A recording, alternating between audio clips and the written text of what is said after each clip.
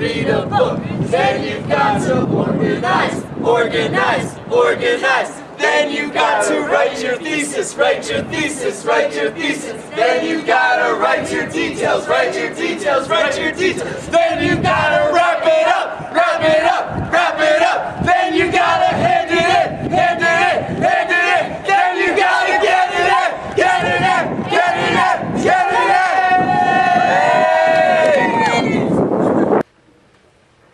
Hello, Breakthrough Kent in Denver. My name is Yablonsky, and this is my class of middle school students. We have Carol, Julie, and Brian, and today I'm going to be teaching a lesson on thesis statements. And this is an unscripted lesson. They don't know what I'm going to present, so we're going to have a real classroom flow. So let's get started. Thesis statement. What do you guys think of immediately? Like, what comes to mind? What have you heard about a thesis statement before? It's the first sentence of your paper usually. First sentence of your paper. It's stated directly, quickly. Can I say it's like what you're going to talk about? Yeah, it's going to show your position through the rest of the paper, set you up. Yeah. Julian, anything? Maybe it's just a statement that says something. Okay. Statement that says something. Right. Exactly. So here's a dictionary. Julie, can you look up what the dictionary says a thesis statement is? Carrie, you can help her. Brian, you can help her. Before that. You're certainly all some of the smartest students I've ever met.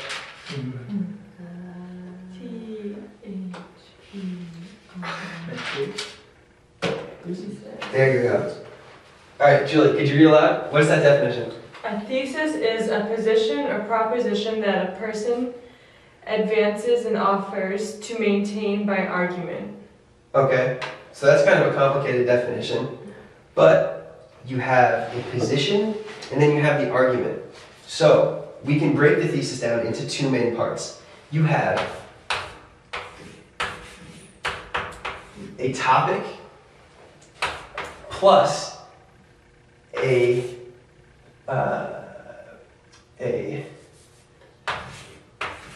position. Okay. Topic and a position joined together for a thesis statement. Something that explains what you're going to further detail in your essays, right? So here I have a local newspaper. Let's have a look at this front page. What's this picture here of? The tsunami in Japan. Right, have you guys seen on the news? There's been a huge tsunami in Japan. Yeah. So, what's on the street? What's the expression on the person's face? Just rubble. Just rubble. She looks worried. Despair. She does look worried. Despair, yeah, the houses are falling down, there's water in the streets. So if you had to pick a main topic for this picture, what was the first thing you guys all went to? The tsunami in Japan. Tsunami in Japan. So, in your notebooks, let's write, under topic, let's do tsunami in Japan.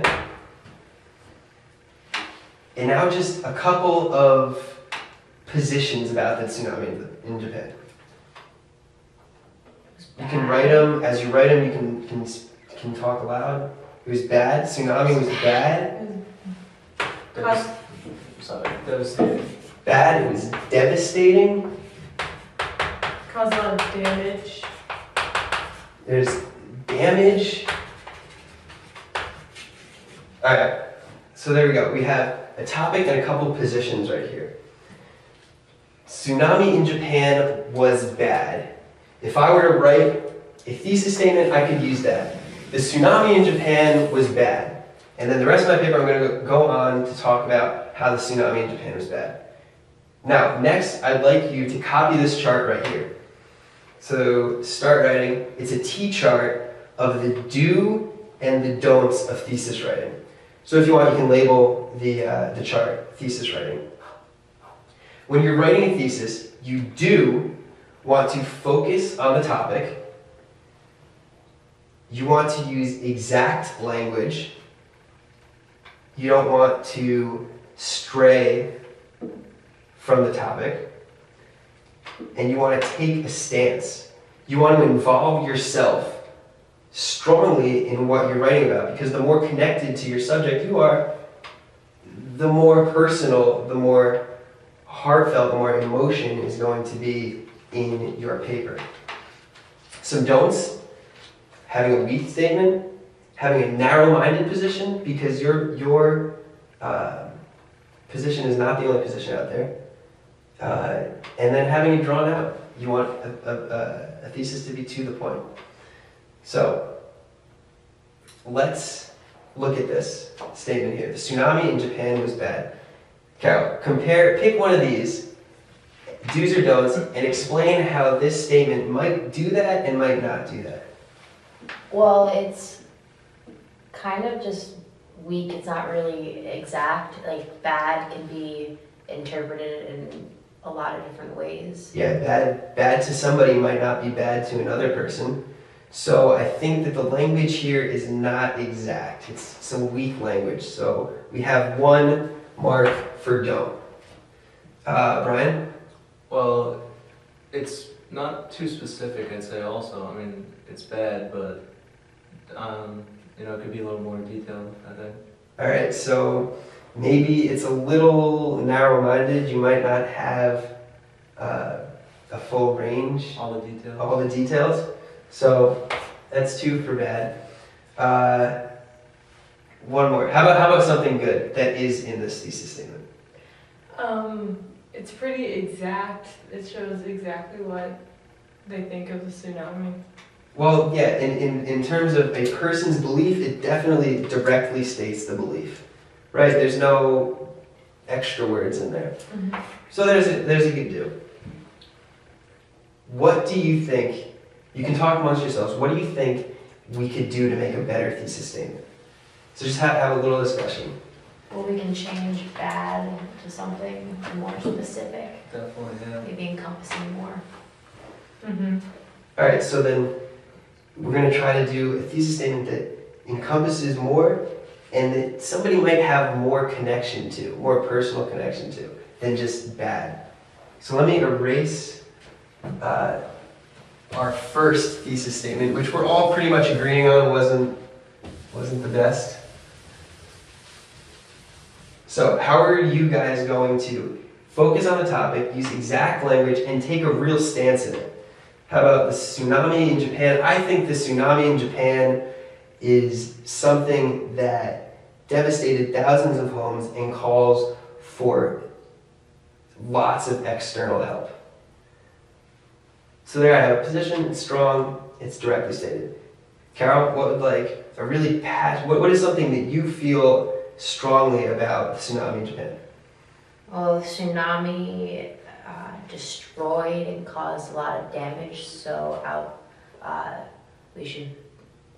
help should be extended. Okay, now do you feel like you're personally tied to that? To that statement? Yeah. Okay, why don't you write it down?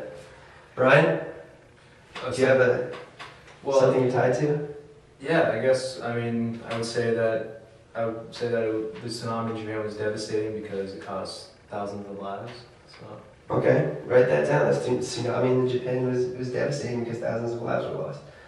Julie? I think the tsunami is devastating to the economy or the money in Japan, because now they're gonna have none. Yeah, if you have all your stores destroyed, how are you going to make money?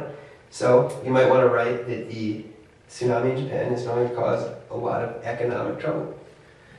All right, so what we're now going to do is work on, we're going to start our homework from this position, from this thesis, which incorporates a focused topic, an exact language, and a stance that you've taken. We're going to work on an essay explaining our position on the tsunami in Japan. So we're going to build details off of this thesis. Is that going to work for everybody? Mm-hmm. Cool, so we're going to use... Hello, Breakthrough Denver, Kent. My name again is Dan Yablonsky. And I know this is not part of the video requirement, but I wanted to take a second to evaluate my performance during that lesson. First of all, do I think that was an effective lesson? No. I think that there is a ton of room for improvement, mainly in student involvement. I talked a lot at the student instead of having a more dynamic classroom. My timing was way off.